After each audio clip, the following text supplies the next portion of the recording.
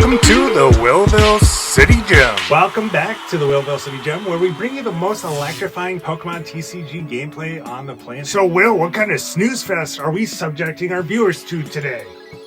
Nah, it's hardly a snooze fest, Knox. We've got Wizkid Wallace piloting a Gardevoir EX deck. Gardevoir EX, please. That's the last format. Wallace is just a one-trick pony top. And don't underestimate him, Knox. Wizkid knows his stuff. This deck is surprisingly versatile. Gardevoir EX puts on pressure with the Psychic Embrace, and Munkidori moves around those damage counters, so he's got some tricks up his sleeve. Tricks? More like gimmicks. Munkidori is a beast, but that's it. But where's the powerhouses? And no Drifloom? Seriously? That's just weak. No, he's opted for Screamtail instead. Hits for 160 damage, and with Hero's Cape, it can one-hit KO anything, plus Munkidori moving around those damage counters, and Mawile can trap an opponent in the active, thus causing a deck out. Screamtail? A glorified Jigglypuff? Big deal. Look, Wallace is a smart guy, I'll give him that. A real TCG nerd, but Street Smart's we'll see how smart he is when we get the match going. Speaking of which, Knox, I heard you were a little down earlier. What do you mean, Will?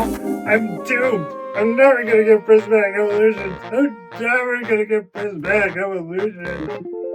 I don't know what you're talking about. Well, Cool Kid Corey said you were curled up in a ball and something about Prismatic Evolutions. Cool Kid Corey just says stuff to look cool. You know that. Yeah, I suppose that's how it could play out. I'll give you the doubt on that, Knox. Good. We are partners out there, Will. You know that. Yeah, very true. Well, let's take you down to the match. We'll get started. In the coin flip, Wizkid Wallace calls tails, and it looks like it's heads. However, the opponent has deferred and will be going second. Basically, it was a win anyways. If that's how you rationalize it, Will, sure. Do you feel like starting an argument about everything today, Knox? The thing is, Knox is always right, and don't forget about it. What about when you said Ash won the league in every region he went to? Will, do you play the video games? He did, okay? That was actually Red, who is the champion. Both players are setting up, and we see a Dreepy from the opponent. So it looks like another Dragapult EX deck. Dragapult is way too popular. Lucky for them, TPCI banned fairy cards, or else this match would be a slobber knocker and nobody would be playing Dragapult. Hey, that's a great point, Knox. And it looks like the Wizkid starts a Spiritomb in the active. It'll be important for Wallace to start getting set up pretty quickly here, getting a couple Ralts out to be able to evolve them up into Kirlia's next turn for that refinement draw power ability. I suppose with the Dragapult decks as well, them getting a fast start is very important too, especially with how much item locks in the format at the moment. And with them choosing to go second, it makes sense that they'll be able to use both items and supporter cards going second. Ha! That is one way to fix that wimpy fish Luminion. Have a Spiritomb. Can't do anything. You know what? I like Spiritomb now, despite the fact that several evil people that crossed me live in that old Keystone. Back to Wallace now, who is top decking a Buddy Puffin. The two options here are a Ralts and a Mimikyu, which will wall off a Dragapult once it gets evolved up. I'm so sick of Dragapult destroying this meta, doing 260 damage a turn. Now they can only hit for 60. That's nothing. Wallace is using the Artisan to go through the deck and looks at a couple great options here. Grabbing another Ralts will be a great play for him though, as I'll give him an option to set up more Kirlia for additional draw support. Kirlia will be using Refinement and discarding the Darkness Energy in hand, which can be recovered with the Night Stretcher. I can't wait to see him evolve up that Kirlia to a Gardevoir EX. That card's been so meta, and winning tournaments left after right, it's a great card. Yeah, Gardevoir EX is a must in Psychic builds. They also are attaching a Psychic to the Mimikyu, which I'm assuming they'll be attacking with next turn. With the Kirlia and two Ralts down, they'll be using the TM Evolution. Those TMs are cheating. You can't give every single Pokemon the same move. That's like against the Pokemon rules. It's an abomination. And grabbing an additional Kirlia and a Gardevoir EX. Very nice setup there. Nice. That means more draw power. Along with the Kirlia in hand being evolved up next turn, they have everything they need except for a Munkidori. Where's a Munkidori hiding? In the deck? Obviously. We will see it, but I'm sure Artisan next turn they can grab him. They better! The opponent is setting up using their own Buddy Buddy Poffin, grabbing 2 Duskulls, which has been a staple in the meta lately. Being able to give up a prize to potentially take a prize or 2 is a pretty decent trade-off at times, depending on what's going on in the board state. I am so tired of seeing Duskulls roaming around my neighborhood. You see them hiding under street lamps. You run! You get to your yard at your house, they somehow evolve into a Dusclops and is lurching over the bushes, staring at you when you're just trying to play soccer at night. You run, you slam the door, and then boom! Dusknar has the whole blinds open and the whole neighborhood is seeing you in your birthday suit. What a sicko! Hey Knox, where do you live again? By the old cemetery. Oh no! Ralts is evolving into Cresselia. Press B! Press B! Press B! Off the Artisan, Wallace will be choosing between Munkidori or a Screamtail. The funny thing is, nobody respects Jigglypuff. You want to listen to him sing? Heck no. And then Screamtail? Even worse. It's like nails on a chalkboard. You think that when you go to a concert, you want to listen to something nice, something beautiful, and either your eardrums explode or you fall asleep. That Pokemon should never exist. Considering the low hit point Pokemon in the bench, it does make sense for him to go after that Munkidori, so good choice. Munkidori should always be the choice. Hey, Will, I got 4 big booms for you. Boom, boom, boom, boom. If you do the Costco guys boom thing one more time, we're going to have you contractually removed from the set and you're never doing this again. Dang it, I just wanted to join the squad. Do the Riz face. You're never going to join the squad and you don't have a TikTok. You know what, Will? How about I just hawk 2 up and spit on that thing? And by thing, I mean that 40 subscriber plaque you have on your wall. Real impressive. Knox, this channel's going to grow. This is a little bit more innovative as far as gameplay compared to the other options out there, though they're great as well too, so I'm not too concerned. But in the meantime, we see Gardevoir attaching an energy from the discard to the Mimikyu with its Psychic Embrace ability, and also putting on an additional 20 damage, which the Mimikyu can move over. Yeah, right, I'll believe it when I see it. Plus, does anybody really play the card game? I don't think so. Well, there's definitely growing interest, and there's some great channels out there. With the Adrena Brain ability, they are moving damage over to the bench Stray Cloak, and then they're bringing it up with a boss, which they will be taking a knockout. Watch your neck when Mimikyu's around. And let's check in with Wallace to get his take on the first knockout. Wizkid Wallace, great to catch you mid-match. Your Gardevoir EX deck is interesting. What's your strategy going into the mid-game? Yeah, I'm feeling pretty good, Will. My board state's exactly where I wanted. Gardevoir EX is ready, 2 Kirlias for dropout, and Munkidori's charge. Mimikyu's walling off 3 X's, and Munkidori lets me control the damage. Mimikyu, really? That's your big play? I've seen better strategies from just Exactly, don't underestimate the wall knocks. It's shutting their offense down. So, Wizkid, any predictions for the rest of the match? Yeah, I'm confident unless Knox wants to step in the ring and test his skills himself. I'm good in the commentary booth, Wallace. I'll leave the playing to the experts. Well, that's Wizkid Wallace. Back to the action. And we saw 2 recon dives from the opponent. They grabbed a Dragapult and a Sparkling Crystal, which will allow them to use Phantom Dive, along with finding a Sailstone to grab 2 important energies. Oh man, and now the opponent's using a Forest Sealstone on that Luminion. Luminion doesn't deserve to have that type of power to grab some good card from the deck like a counter catcher. Man, that's not fair.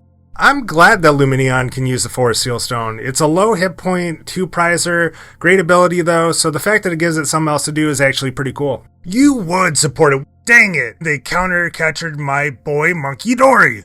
What a sick world. Munkidori is always a target of these people. It truly is, and with that, they are taking a knockout on the Munkidori and placing some damage on the Gardevoir EX, which I'm assuming later they're planning on targeting.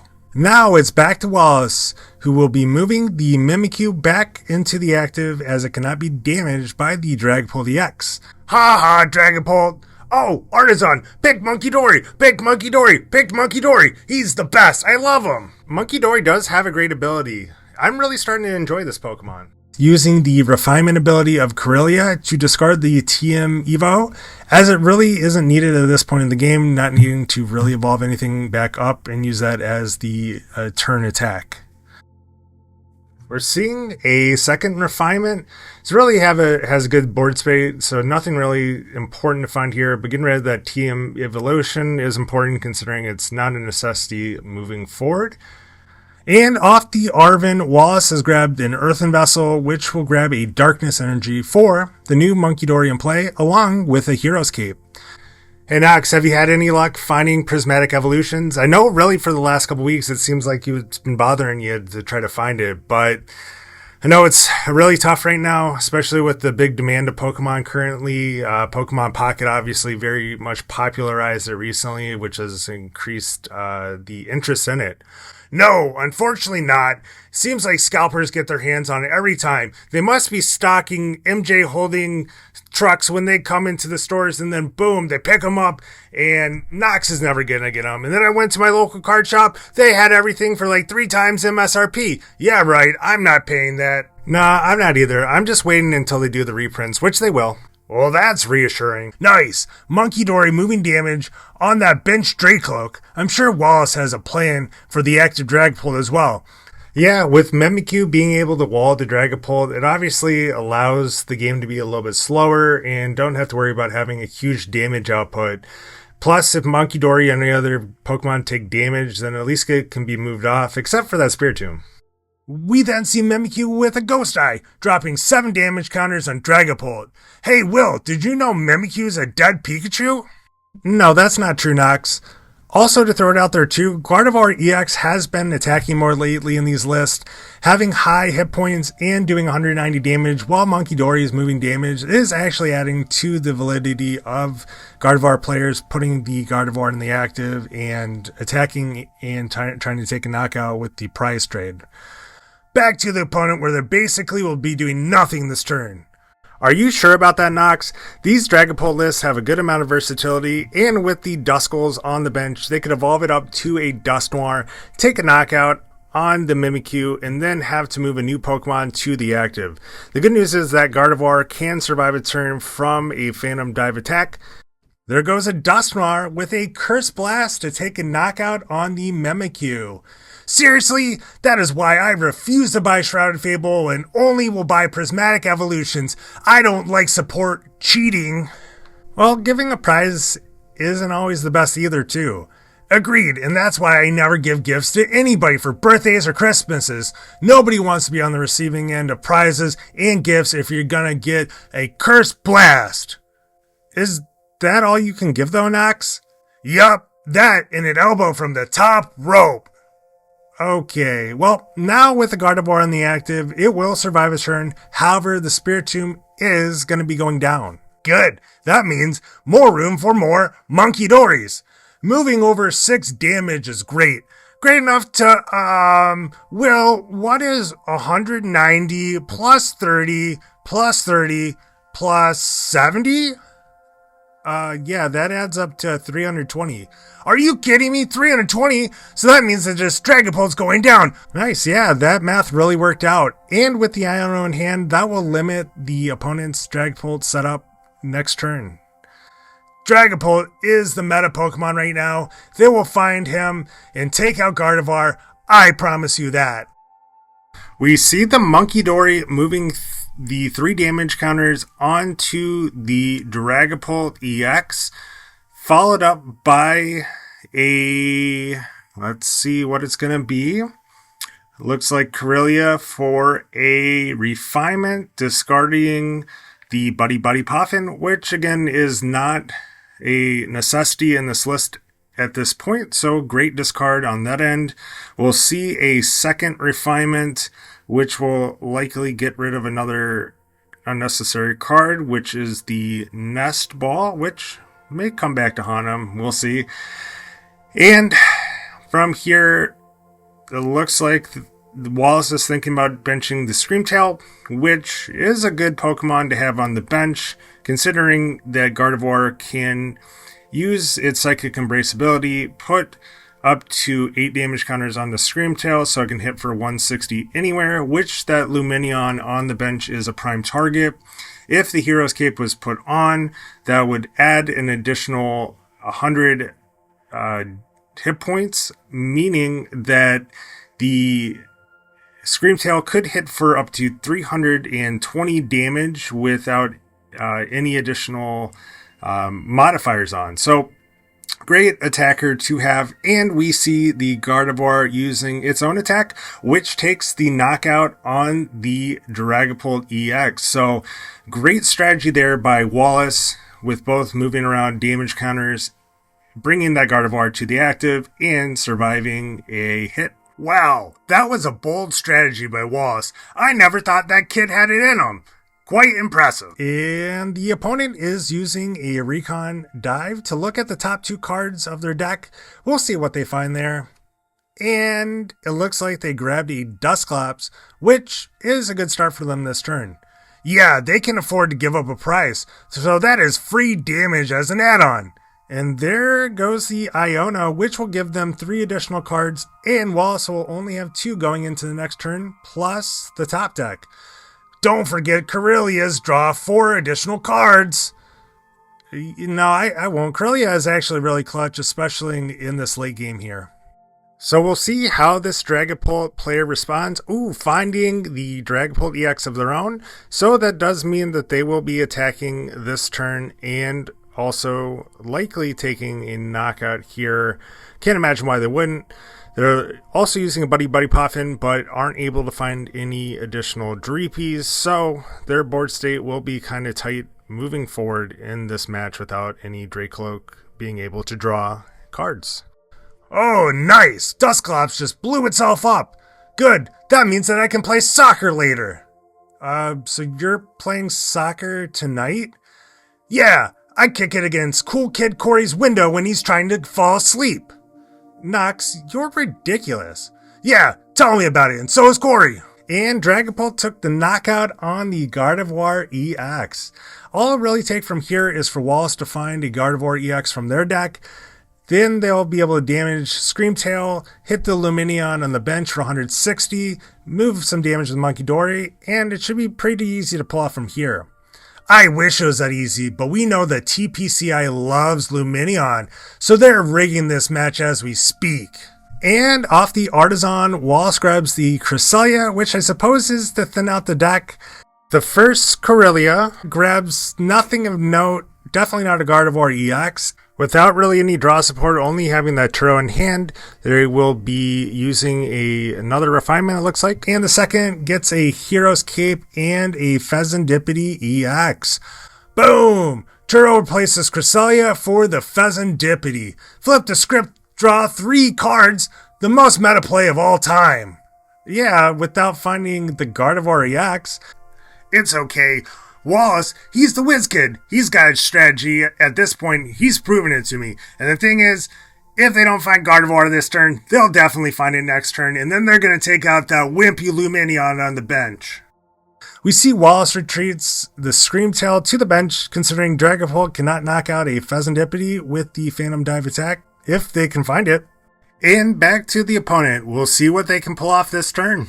So we're going to take you out to Wallace. Wallace, tight match here. 1 prize remaining for both. What's the plan? I'm hoping to close it out. They're hurting without Dracloak, which is a big advantage. I'm planning to find another Iono to limit their hit, and I still need to find that crucial energy for Fezandipiti. My board state is definitely stronger, but I'm not counting my Torchics yet. Iono, that's your big secret weapon? Please, I've came up with better strategy in my sleep. The Iono play could be huge. Shutting down their draw and energy acceleration gives you a real edge. Thanks, Will. Yeah, thanks, Wallace. Will we be able to pull off the win? Let's see what happens next. And with the 3-card hand, no supporters, we'll definitely see another turn here. That's actually a really smart conclusion, Knox. It seems like you're starting to figure out this game and how it works. I'm actually quite impressed by you. I don't learn a single thing until it becomes urgent, and then I fixate onto it. Unfortunately, that burns me out most of the time, and then I give up. But what are you going to do when you are the big kahuna, El Championa, Coach Knox? Hey, Knox, it looks like your BFF is in play now. What the heck? Are you kidding me, Will? I thought I could commentate 1 game without a stinking Badoo, but here comes that odd-shaped loaf. Well, it is what it is. Now back to Wallace's turn, where one of the 2 Gardevoirs are in the discard pile. No access to the Night Stretcher because of the item lock, which would have helped close out the game. Along with no Ultra Ball and not using the rod to put any back either. Wallace will be using another refinement, hopefully to find the Gardevoir EX, looking to get rid of that Ralts, which again is an unnecessary card at this point. They better find it and destroy that Badoo. One refinement, nothing. And the second, Iono. Playing it limits both players to one card. Though, again, Kirlia is the best in the meta, draw power. Yeah, after post-rotation, it will be interesting to see how Gardevoir EX is built moving forward. Considering that Kirlia will be rotating, it's going to harm the draw power, or at least the decks are going to have to see a considerable shakeup in the way it's built to ensure that it is staying consistent. And back to the opponent, where they only have one card in hand plus a top deck. The opponent being limited to one card in hand leaves the Badoo in the active for another item lock. Can't close off a game with a Badoo. I've never seen it. Yeah, I never have either, so it's looking pretty good for Wallace in the current board state. Having an additional Iono in hand will also continue to limit the opponent as they continue to build up the hand. Wallace here, on his return, uses Refinement for the second Iono and an Earthen Vessel, which cannot be used. And the second refinement gets an energy that will be used to attach to Fezandipiti. Needs to retreat somehow, right?